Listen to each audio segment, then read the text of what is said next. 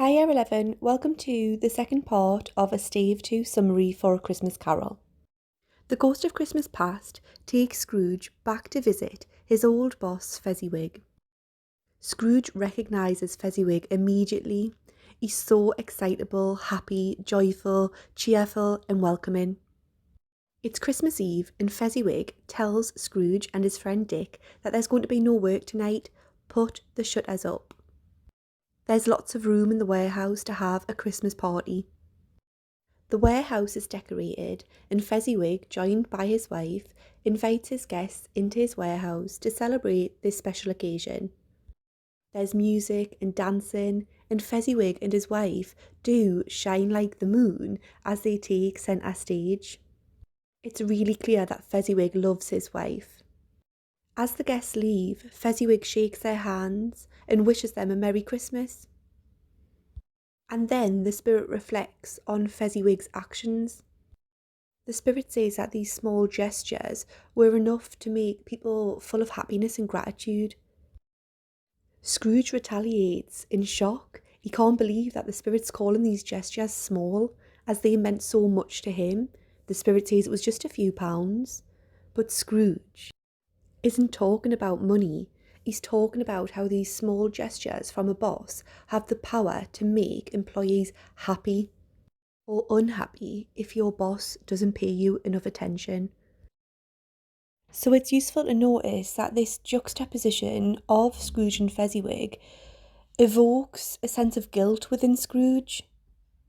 And the use of this flashback has enabled him to reflect on how he treats Bob Cratchit.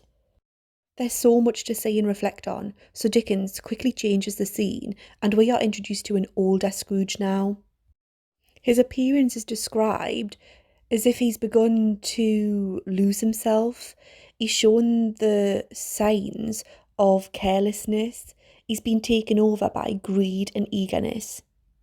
He's restless because he thinks about money all of the time. A fair young girl is introduced to us here, and we know she's called Belle. Scrooge's relationship with Belle is deteriorating, and she's in tears as she admits that an idol has replaced her, meaning that Scrooge's obsession with money has replaced his love for her. She thinks that his gain engrosses him, whereas Scrooge sees his gain in power is making him wiser. He sees that he's not changed towards Belle and still loves her despite being richer. But Belle doesn't believe this. She reflects on how their relationship started when they were both poor and they were both content with what they had. She says that Scrooge was a different man when they first started going out, and she says that she can release him by breaking off their relationship. But Scrooge is confused by this. He says that he's never sought release from this relationship and he can't understand why Belle would want to break this relationship up.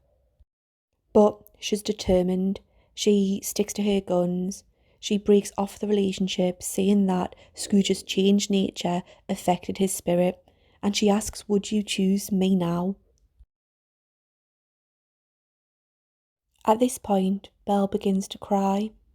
She says that Scrooge might have pain for a little while, but it shouldn't last long, and eventually he will get over this.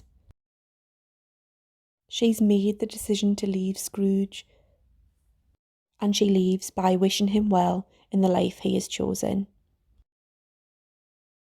Scrooge has had enough. He doesn't want to see any more of his past.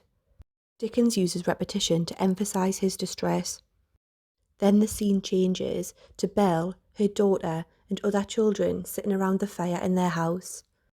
There's a knock on the door, and Belle's husband arrives, arms full of presents. As Scrooge looks on at this scene that could have been his life, Belle's husband announces that he saw Scrooge. He describes Scrooge as being quite alone, with his partner, Marley, being on the brink of death. For me, Scrooge's journey to the past has been one big reminder of what he could have had. He begs the spirit once more to remove him from this, and he's surrounded by the faces, the ghosts of his past that haunt him somewhat. The spirit's light shines so bright, but Scrooge extinguishes this. He pushes down on the spirit's cap to completely rid this whole scene of any light and ultimately any hope. The spirit disappears and Scrooge goes to bed.